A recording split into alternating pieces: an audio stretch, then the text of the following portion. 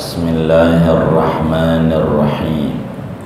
Alhamdulillahi rabbil alamin. Wassalatu wassalamu ala ashrafil mursalin Sayyidina wa maulana Muhammadin wa ala alihi wa sahbihi ajma'in. Allahumma inna nastahdika li arsyadi amrina wa zidna ilman yanfa'una. Qala al-imamul muallif rahimahullahu ta'ala wa nafa'ana bihi wa bi barakati ulumihi wa ghafara lahu wa li masyayikhihi wa li masyayikhina amin. Wa khamisuha istiqbalu ainil qiblati ayil ka'bati. Dan adapun yang kelimanya daripada syarat-syarat solat, yaitu menghadap ke ain kiblat, yakni zat Ka'bah, bisadri, menghadapnya dengan dada. Fala yakfi istiqbalu jihatiha, maka tidak memadai oleh menghadap pada arah Ka'bah saja. Khilafan li Abi Hanifah rahimahullahu ta'ala, berbeda pendapat dengan Imam Abu Hanifah rahimahullahu ta'ala, moga-moga merahmati akan Abu Hanifah oleh Allah ta'ala.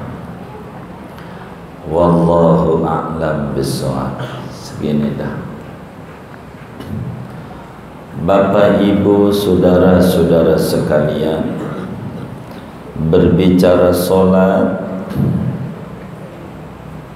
sebagaimana dimaklumi adalah afdalu ibadatil badan, ibadah yang paling tinggi daripada ibadah yang dikerjakan oleh kita adalah solat. Solat wajib adalah paling tingginya ibadah-ibadah wajib. Solat sunnah adalah paling tinggi dari seluruh ibadah sunnah. Namun berbicara solat tentu tidak asal nunggang-nungging. Ada aturannya. Di antaranya ada syarat-syarat sah solat, sebagaimana dijelaskan pada pertemuan di awal-awal kajian Fathul Muin ini, bahwa syarat sah solat ada 5. Kalau solat kita pengen sah, perangkat yang 5 ini kudu ada.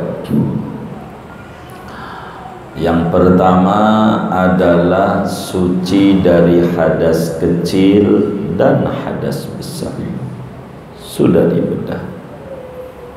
Yang kedua, suci dari najis yang tidak dimaafkan, sudah pula kita bedah. Yang ketiga, menutup aurat, sudah kita bahas. Yang keempat, mengetahui masuknya waktu sholat, sudah kita bahas. Malam hari ini memasuki pembahasan syarat sholat yang ke-5, terakhir. Habis ini kalau udah selesai, kita akan membahas rukun sholat. Apa rukun sholat yang ke-5? Kata kitab kita, wa khamisuha istiqbalu ainil qiblati ayil ka'bati bis sadri. Syarat sholat yang kelima adalah menghadap Ka'bah, menghadap kiblat. Berbicara kiblat karena al pada lafaz al-qiblati lil ahdi, maksudnya adalah Ka'bah. Jadi kita sholat wajib hukumnya menghadap Ka'bah. Menghadap Ka'bah itu wajib hukum. Dari mana dalilnya bahwa sholat ini wajib menghadap Ka'bah? Di dalam Al-Quran pada surat Al-Baqarah, Allah Subhanahu wa ta'ala berfirman, qad nara taqalluba wajhika fis sama' falanuwalliyannaka qiblatan tardaha fawalli wajhaka syatral masjidil haram. Kata Allah, qad nara, sungguh. Qad guna litahqiq, kalau kata tafsir Jalalain aja yang kecil. Sungguh kami lihat lirik-liriknya wajahmu, tengok-tengoknya wajahmu ke langit. Rasulullah matanya lihat ke langit. Minta mah enggak berani sama Allah, adab Nabi, tapi hati mah pengen supaya arah kiblat ngadep ke Ka'bah. Lagi kata Allah, falanuwalliyannaka qiblatan tardaha, maka sungguh akan aku arahkan engkau pada kiblat yang kau sukai. Fawalli wajhaka syatral masjidil haram, maka arahkanlah wajahmu, yakni dirimu, pada arah Masjidil Haram, yakni Ka'bah. Maksudnya Ka'bah. Saudara, dulu Rasulullah Sallallahu Alaihi Wasallam sejak sholat diwajibkan pada malam 27 Rajab, dalam qaul masyhur malam Senin setahun sebelum hijrah, sholat ngadep Ka'bah. Di Madinah sholat menghadap Baitul Maqdis. Menghadap Palestina. Di Madinah sholat menghadap Baitul Maqdis itu kurang lebih 17 bulan sejak Nabi ada di Madinah. Artinya setahun setengah kurang lebih ngadep Baitul Maqdis. Nabi pengen menghadapnya Ka'bah lagi seperti semula, menghadap Ka'bah. Karena dulu dari zaman Nabi Ibrahim alaihissalam, dari dulu ngadepnya Ka'bah, ngadep Ka'bah terus. Sejak di Mekah juga sama itu, sejak sholat diwajibkan itu ngadep Ka'bah, begitu maksudnya. Sejaklah kemudian itu Nabi Sulaiman bin Dawud, bukan Sulaiman ini, Nabi Sulaiman itu ngadep Baitul Maqdis, terus dari pusat menghadapnya Masjidil Aqsa, Baitul Maqdis. Itu pusat ngadep. Sampai akhirnya Nabi di Madinah masih awal-awal sholat ngadepnya Baitul Maqdis. Kurang lebih setahun setengah. Nabi bilang sama malaikat Jibril, saya pengen kiblat itu seperti nabi-nabi terdahulu sejak semula ngadepnya Ka'bah lagi. Kata malaikat Jibril, ya Rasulullah, saya ini hamba. Malaikat ini makhluk Allah, enggak bisa ngatur. Tapi engkau kan dekat dengan Allah. Allah kan sayang sama engkau. Kau mintanya sama Allah. Kata Nabi, enggak berani ngatur-ngatur Allah, cuma matanya lirik aja ke atas. Setelah kurang lebih 17 bulan datang ayat fawalli wajhaka syatrul masjidil haram. Maka fawalli wajhaka itu maknanya arahkan dirimu ke Ka'bah. Maka di Madinah ada masjid, kala itu Nabi sholat zuhur, maka ada namanya Masjid Qiblatain, masjid dua arah kiblat.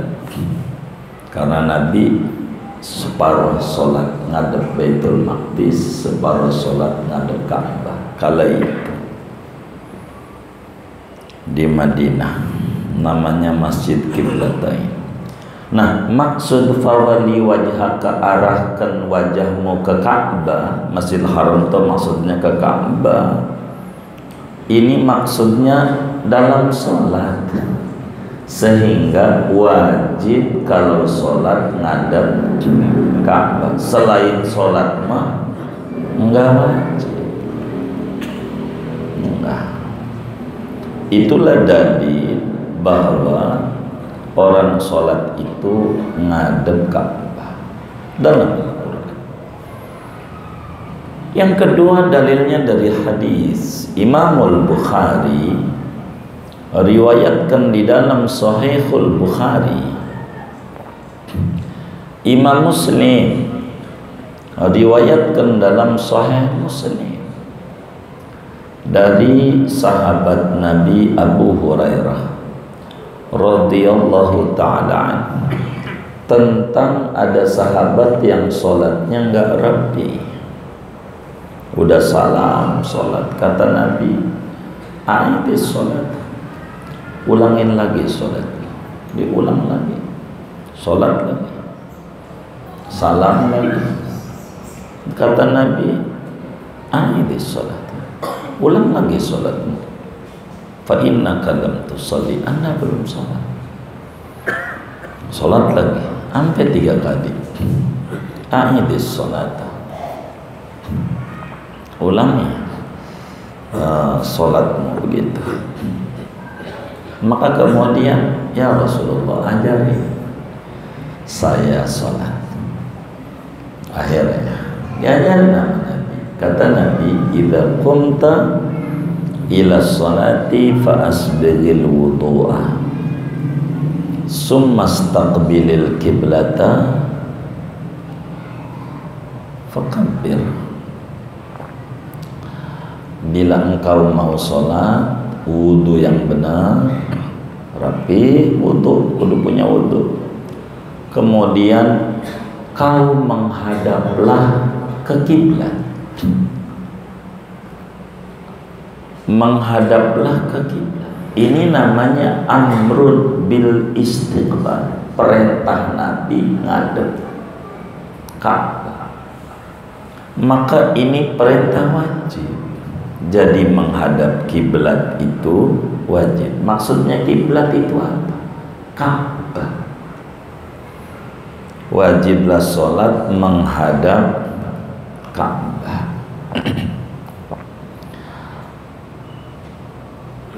Cuma yang dimaksud menghadap Ka'bah ini, menghadap apanya? Apakah benar-benar Ka'bah namanya disebut ainul kiblat, ataukah yang dimaksud menghadap Ka'bah menghadap arah Ka'bah? Arah. Apa itu menghadap arah? Umpama sebelah sono barat, ini Ka'bah, berarti Ka'bah tuh ada di barat. Kita ngadep sini aja jadi namanya menghadap arah di mana Ka'bah berada. Ka'bah berada di arah barat, berarti kita menghadap ke barat. Jadi enggak mesti menghadap Ka'bah, itu namanya menghadap arah Ka'bah.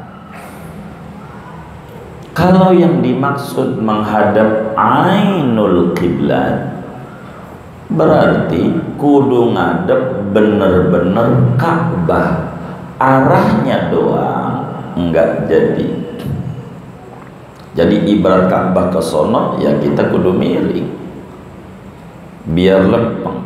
Kalau begini baru sah, namanya menghadap Ka'bah. Kalau begini menghadap arah Ka'bah. Nah, mana yang dimaksud menghadap Ka'bah?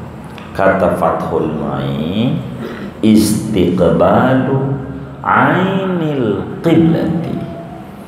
Kita kudu menghadap benar-benar menghadap Ka'bah. Ngadep Ka'bah, enggak boleh menghadap arah Ka'bah. Imam Syafi'i, Fathul Mu'in, agak wajib kita menghadap benar-benar ngadep Ka'bah. Enggak boleh sekedar ngadep arah Ka'bah. Ibarat orang Indonesia ngadep barat, enggak boleh. Karena barat belum tentu ada Ka'bah. Arahnya benar, tapi yang dimaksud menghadap ainul Ka'bah, kudu Ka'bah benar-benar. Berbeda dengan mazhab Abu Hanifah. Imam Abu Hanifah mengata arahnya saja sudah jadi, tidak mesti Ka'bahnya. Begitu juga dalam mazhab Malik, arahnya saja sudah jadi, tidak mesti menghadap Ka'bah.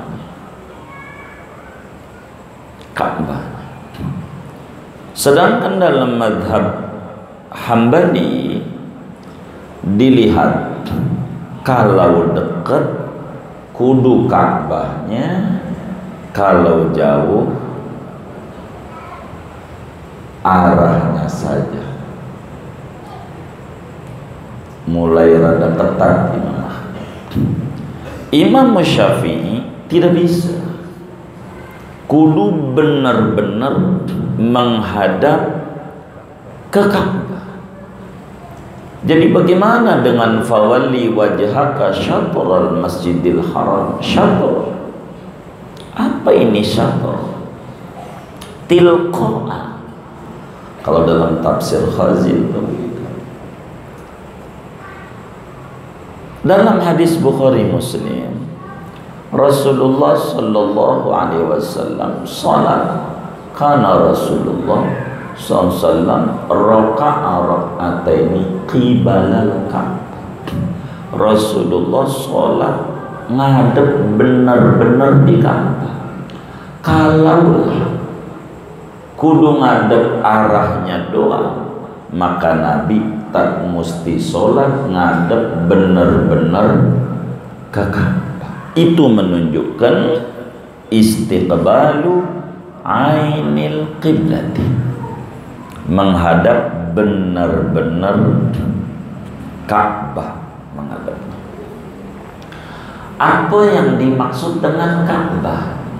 Apakah bangunannya?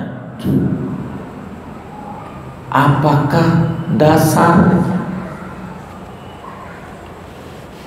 Yang dimaksud dengan Ka'bah itu adalah jirmuha wa hawa'uha ila sama isabiati.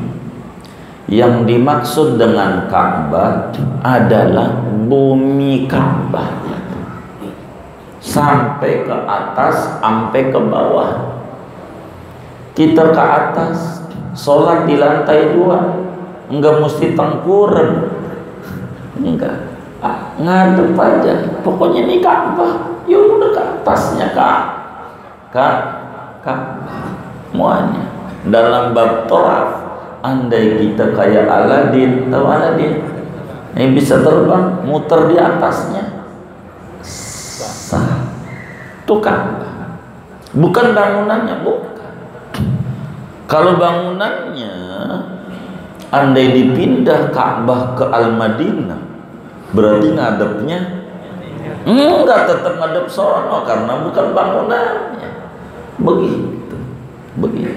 Itu maksudnya menghadap Ka'bah. Begitu. Menghadap Ka'bah. Jadi benar-benar zat Ka'bahnya. Itu yang dimaksud dengan menghadap Ka'bah. Pertanyaannya, apa yang kudu menghadap Ka'bah? Apanya kita yang kudu ngadep Ka'bah? Tergantung orang sholatnya. Sebab sholat diatur oleh agama ada 4: diri, duduk, miring, terlentang. Enggak bisa diri, duduk. Enggak bisa duduk, miring. Enggak bisa miring, terlentang. Kalau terlentang udah enggak ngedip, sholatin. Begitu. Maka yang ngadep Ka'bah ini apa? Kalau orang itu sholatnya diri dan orang itu sholatnya duduk, yang dimaksud menghadap Ka'bah dadanya. Kita satu dulu dah. Kalau orang tuh sholatnya diri, yang dimaksud menghadap Ka'bah dadanya. Dada ini yang dimaksud menghadap Ka'bah tuh bukan wajah, bukan. Saudara sholat nengok, enggak apa-apa. Begitu. Jangan pakai pura-pura di rumah, pura-pura khusyuk. Ada yang masuk, biar kelihatan khusyuk. Akhirnya hatinya ngomong, siapa itu ya? Kan bini ke pasar, bocah sekolah, maling tuh. Nengok aja. Oh dia, begitu. Enggak apa-apa. Karena yang wajib menghadap dada. Kalau yang wajib menghadap adalah wajah juga, pas nengok salam batal. Sebab wajah enggak ngadep Ka'bah. Enggak begitu. Dada aja. Wajah ini enggak wajib. Termasuk kaki enggak wajib. Apa kalau sok kakinya kudu gini-gini? Kagak. Orang kecilnya kagak dibedong, kakinya begini. Tahu dibedong? Begini. Enggak apa-apa. Karena yang disuruh ngadep Ka'bah dada. Maka kata Al-Imam Abdul Karim Al-Matari di dalam Sarh Sitin Matari itu, Syekh Nawawi Al-Bantani tulis di dalam Kasyifatus Sajak juga, inna khurujal wajhi wal yadaini wal qadamaini anil qiblati la yadur. Keluarnya wajah kita, tangan kita, kaki kita begini enggak ngadep kiblat, kagak ngapa. Enggak mesti kakinya gini. Mau ngapain? Udah, lo kecilnya nggak dibedong, udah begitu nggak apa-apa. Karena yang wajib ngadep kiblat bis sadri, dan dadanya, dada. Secara hakikat, kalau diri, kalau ruku dan sujud, yang mana hukumnya? Kan dadanya ngadep bumi. Ini yang jadi patokan. Apa ini? Pundak. Itulah madhab. Kalau ruku sujud, dada enggak ngadep kiblat, ngadep bumi. Itu maksud. Begitu orang sholat duduk menghadap kiblat, secara hakikat kalau lagi sholat sambil duduk, tapi kalau ruku dan sujud dihukumi dadanya menghadap kiblat dengan terwakilinya pundak ngadep kiblat. Begitu. Kalau kita sholat sambil tidur miring, yang wajib ngadep kiblat dada dan wajah. Dada dan wajah nih wajib ngadep kiblat kalau kita sholatnya tidur miring. Tapi kalau kita sholatnya terlentang, yang wajib menghadap kiblat wajah dan telapak kaki. Kakinya begini, kakinya, telapaknya ini. Dengan kita punya wajah sehingga palanya kalau terlentang diganjel bantal semacamnya supaya rada kayak begini nih, begitu kayak kursi malas, sehingga menghadap kiblat wajahnya kalau dia terlentang. Begitu, terlentang. Maka karena itu kalau salam sholat hati-hati. Yang disuruh nengok kalau salam sholat cuman wajah. Yang disuruh nengok wajah, yang lain nggak ada. Itu tangannya juga ikut nengok. Assalamualaikum, assalamualaikum. Ini namanya madhab balet, tari balet. Tangan nggak ada. Mau ngapain begini? Mau kasih duit juga begini. Enggak. Wajah yang paling pokok, dadanya jangan ngikut. Yang suruh nengok wajah. Assalamualaikum, wajah, jangan badannya. Badannya ketarik. Namanya su'ul khotimah. Di ujung rusaknya, ngulang dari awal di ujung dia, batal dia sholatnya. Jangan badannya ngikut, wajah aja. Saya kurang bisa kalau wajah aja, badan mesti ketarik. Anda belajar amat tinatur, tahu nggak tinatur? Iya dia belajar sama dia, begitu. Jadi wajah aja, badan nggak usah gerak-gerak, wajah aja yang gerak. Ini jangan, karena kalau dadanya sudah menyimpang dari kiblat batal. Ini harus diperhatikan kalau kita sholat. Jadi ya, siapa orang sholat tidak menghadap kiblat tanpa ada uzur, nanti di depan ada, maka sholatnya tidak sah. Sebab lintifa'i syarti, kagak ada syarat sholat. Matan tafasyartu intafal masyrutu. Bila syarat enggak ada, maka yang dipersyaratkan sholatnya enggak dihukumi, enggak ada. Dihukumi enggak ada. Terus bagaimana kita menghadap kiblat nih? Bagaimana tahapannya? cara kita ngadep kiblat nih bagaimana? Ada 4 tahap di dalam kita kudu bener-bener ngadep Ka'bah. Yang pertama, al-ilmu bin nafsi. Yang pertama, kita tahu benar-benar dengan diri kita. Dengan diri kita. Tahu dengan diri kita tuh bagaimana? Karena kitanya depan Ka'bah, benar-benar ini ngadep Ka'bah, ini kelihatan. Itu namanya tahu dengan sendiri. Atau disebut tahu dengan sendiri itu kita adalah seperti mihrab yang sudah mutawatir, kayak tempat sholatnya Nabi yang ada di Raudhah tuh.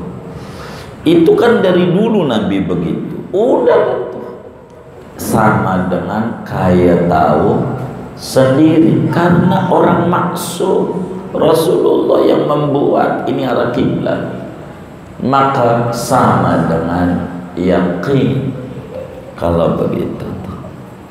Yang kedua adalah ikhbarus siqah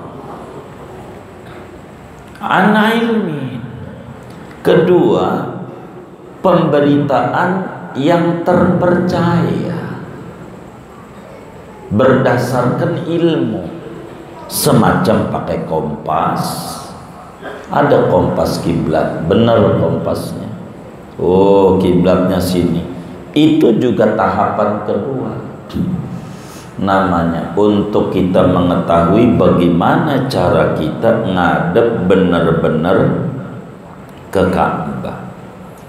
Yang ketiga adalah ijtihad. Bila kita tidak tahu, semacam kita di lapangan, di sawah, nggak tahu, ya kita ijtihad. Ijtihad itu berupaya lempengan mana Ka'bah. Begitu. Yang keempat adalah taklid. Taklid. Kayak kita di masjid itu udah dibuatin nama pengurusnya ngadep, benar. Begitu. Itu juga masuk kita menghadap Ka'bah, ngadep Ka'bah. Inilah yang disebut tahapan kita dalam sholat ngadep Ka'bah. Fala yakfi istiqbalu jihatiha. Enggak cukup menghadap arah doang, enggak menghadap benar-benar Ka'bah. Dulu saudara, di daerah Tambora itu Jakarta Barat, ada masjid, kalau tidak salah An-Nur, kalau nggak salah masjidnya. Ada peristiwa yang terjadi antara Mufti Betawi Habib Utsman bin Yahya rahimahullah rahmatal abrar dengan Syekh Nawawi Al-Bantuni. Kata Syekh Nawawi, ini masjid enggak ngadep Ainul Qiblah waktu ke Tambora kali. Kata Habiban Utsman, udah ini ngadep apa Ka'bah? Enggak, kurang miring.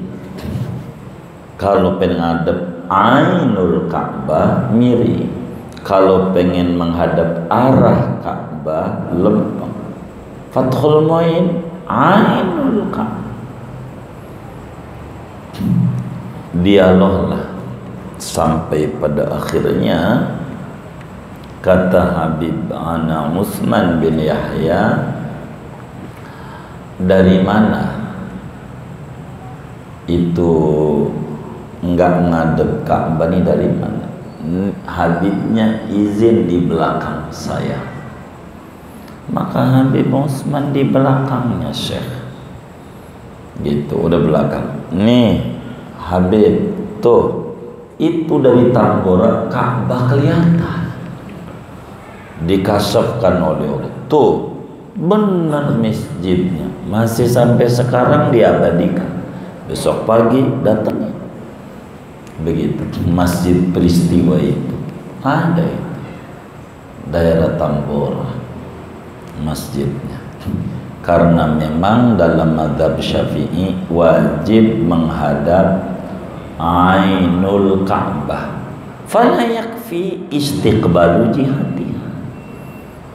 Tidak cukup menghadap arah saja, tapi tidak menghadap Ainul Ka'bah. Khilafan li Abi Hanifah, berbeda pendapat dengan Imam Abu Hanifah. Bagaimana kita menghadap Ainul Ka'bah dalam mazhab kita? Yaqinan fil qurbi wa dhannan fil bu'di.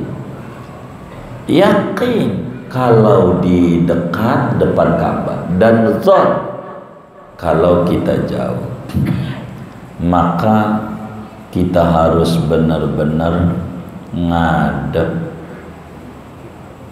kiblat. Kalau di masjid nggak puyeng, saudara, di rumah, di hotel, jangan asal udah di barat aja. Enggak saya. Anda harus benar-benar ngadep Ka'bah apa enggak ya? Begitu. Kalau kira-kira ya, enggak bisa. Harus benar menghadap Ka'bah, sebab tidak sah orang sholat tanpa menghadap Ka'bah. Begitu. Kemudian illa fi haqqil ajizi wa fi sholati syiddati khawfin. Apakah mutlak kita wajib menghadap Ka'bah, ataukah ada ketentuan lain? Bagaimana kalau orang itu diikat badannya, di penjara, mana ngadep timur, ibarat Indonesia, itu bagaimana sholatnya dia? Asapnya karena enggak menghadap Ka'bah.